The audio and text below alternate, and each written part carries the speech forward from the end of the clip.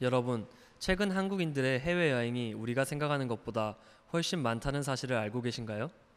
아마 이상하게 들리시겠지만 국내 공항을 통해 해외로 나간 사람들보다 훨씬 많은 인구가 해외여행을 하고 있습니다. 신기하게도 말입니다. 사실 정확히 말하자면 자칭 한국인들이 많은 거지만요. 터키를 여행하는 한 아시아 유튜버는 현지인들에게 계속 한국인이냐며 당시 터키 리그에서 뛰고 있는 김민재를 아냐며 자신은 그의 팬이라고 말을 겁니다. 유튜버는 자신의 구체적인 국적을 끝까지 밝히지 않았습니다. 그는 사실 한국인이 아닌 중국인이었습니다. 한국인인 척하는 것이 현지인들에게 친절과 호의를 받는데 더 유리한 탓에 그는 계속 한국인 행세를 한 것입니다. 하지만 호의와 친절을 기대하며 자신의 국적을 숨기는 것은 우리에게 쉽게 이해가 되지 않는 일입니다. 하지만 중국인은 세계 속에서 꽤나 안 좋은 인식을 받고 있습니다. 잘못하면 가게에서 쫓겨나거나 심지어 목숨을 위협받을 수도 있습니다. 그렇기 때문에 정체를 숨길 필요가 있었던 것이지요. 중국은 미국과의 강대국 경쟁에서 자국의 동맹을 찾아 아프리카로 갔습니다. 막대한 자본을 아프리카에 투자하고 아프리카의 지하 자원과 농수산물을 중국에 수입하는 등 많은 노력을 기울이고 있습니다. 하지만 중국 기업의 시장 독점과 아프리카 내의 중국 자본으로 건설된 공장에 중국인만 고용하는 등 과거 서구 제국주의 국가의 경제 수탈 방식을 답습하면서 오히려 반중 감정만 더욱 키우고 있습니다. 실제로 한 케냐인은 과거 관해수공업으로 도기를 구워 생계를 유지했는데 중국제 플라스틱 그릇이 시장을 점령하면서 수입원을 잃고 중국인을 총으로 쏴버리고 싶다고 말했습니다. 다른 예로는 나이지리아가 중국산 쌀을 수입했는데 오염된 쌀이 유통되면서 문제가 되었습니다. 심지어 중국 정부가 아프리카에 지어준 아프리카 연합 건물에는 도청 기기가 설치되어 있었습니다. 이러한 반중 감정은 비단 아프리카에 국한된 것이 아닙니다. 일본의 경우는 중국인은 식당서 지나치게 시끄럽고 테이블을 지저분하게 이용하는 탓에 중국인 손님을 받지 않겠다고 선언하는 식당들이 늘어나고 있습니다. 그 외의 국가에서도 2022년 개최된 베이징 올림픽에서 중국에 대한 편파 판정과 코로나 바이러스를 대처하는 중국의 아나무인 태도에 분노하고 있습니다. SNS에서는 코로나 바이러스를 칭챙총과 코로나를 합쳐 칭로나라고 부르거나 차이나 바이러스라고 부르고 있습니다. 세계 각국의 중국에 대한 분노가 늘어나고 반대로 한국에 대한 호의가 늘어나고 있습니다. 이 같은 추세에 대한 반발 때문인지 중국의 거대 커뮤니티에서는 파키스탄 내에서 한국인들이 중국인 행세를 하고 있다는 글이 올라왔습니다. 단순히 글을 작성하는 데 멈추지 않고 중국인 스트리머는 직접 파키스탄을 방문해 실제로 한국인들이 중국인인 척하는지 인터뷰를 진행했고 실제로 그것이 맞다는 것을 보여주었습니다. 또한 중국인들이 파키스탄 내에서 어떤 호의와 친절을 받고 있는지 보여준다며 공짜로 식사와 잠자리를 대접받는 모습을 방송했습니다. 하지만 정말 파키스탄에서 한국인들이 중국인 흉내를 내고 있을까요? 파키스탄은 외교부에서 지정한 여행 자제 지역보다 한 단계 높은 3단계인 출국 권고 지역입니다.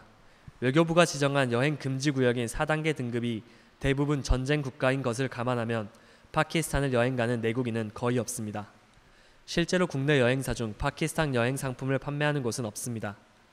그럼에도 중국 커뮤니티와 스트리머의 주장처럼 아주 적은 한국인 여행자라도 파키스탄에서 중국인 흉내를 낼 수도 있습니다. 실제로 중국인 흉내를 내서 엄청난 혜택을 얻을 수 있다면 말이죠. 하지만 과연 중국인은 파키스탄 내에서 호의를 받을 수 있을까요? 사실을 먼저 말씀드리면 그렇지 않다입니다. 최근 한 파키스탄인 여성은 어느 버스를 향해 자살 테러를 자행했습니다. 그 결과 4명이 사망하였습니다. 1명의 파키스탄인과 3명의 중국인이었습니다. 그녀는 중국이 파키스탄의 경제 이익을 독점하는 것에 불만을 품고 테러를 자행한 것입니다. 테러 직후 발루치스탄 해방군이 배후를 자처하고 나섰습니다. 발루치스탄 해방군은 최근 몇 년 동안에 발루치스 지역에서 중국의 경제적 독점이 증가함에 따라 중국인을 표적으로 하여 테러를 일으키고 있습니다. 작년에는 발루치스탄 주의 한 고속도로 건설 현장에서 중국인 근로자를 태운 차량 행렬에 자살폭탄 테러 공격을 일으켜 중국인 근로자 1명이 사망하였고 여러 명이 다쳤습니다. 같은 해 4월에는 농농 파키스탄 주재 중국 대사가 투숙한 발루치스탄 주의 쾌타의 한 호텔에서 폭탄 테러가 발생하기도 하였습니다. 파키스탄의 사정을 살펴보았을 때 중국인 행세를 하는 것은 테러의 위협을 자처하는 행동처럼 보입니다. 중국과는 반대로 파키스탄 현지에서는 토픽 등 한국어 능력 시험을 응시하고 비자를 받아서 한국에서 일을 하고 싶어하는 젊은 층들이 늘어나고 있습니다. 실제로 한국의 정식 비자를 받아서 오는 파키스탄인들은 파키스탄 내에서 중상층에 속합니다. 중국의 이 같은 여론 조작은 최근 세계인들에게 인기를 얻고 있는 한국 문화에 대한 열등감이 표출한 것으로 보입니다. 이러한 열등감 탓에 중국은 한국의 전통 문화를 두고 지속적인 시비를 걸어오고 있습니다. 한국 전통이라고 알려진 무엇은 사실 중국의 것이다 라는 식의 레파토리를 쓰고 있습니다. 중국 유력 매체인 황구시보는 중국의 김치가 국제표준기구인가를 획득해 한국이 굴욕을 당했다라고 보도했습니다. 하지만 사실이 아닙니다. 이 인가는 해당 음식에만 적용될 뿐 한국의 김치와는 무관합니다. 중국 포털 사이트 바이두의 백과사전에는 판소리는 지린성과 랴오닝성을 중심으로 퍼진 중국의 문화라는 구절이 있습니다. 아리랑, 부채춤에 대해서도 유사한 주장이 나옵니다. 조선족 문화이기 때문에 중국 문화, 중국에서 유래되었으니 중국 문화, 이런 식의 논리입니다. 최근 논란이 된 한푸도 2000년대 초반만 해도 중국 내 일부 민족주의적 민간 단체들이 장려했었지만 좀처럼 인기를 얻지 못했습니다. 2000년대 초반 베이징 시민들이 한푸를 대장금 옷, 한복 등으로 생각했다는 기사가 남아 있습니다. 2010년엔 반일 시위를 하던 중국 남성들이 지나가던 여성의 한푸를 강제로 벗겨 불태운 사건이 발생했습니다.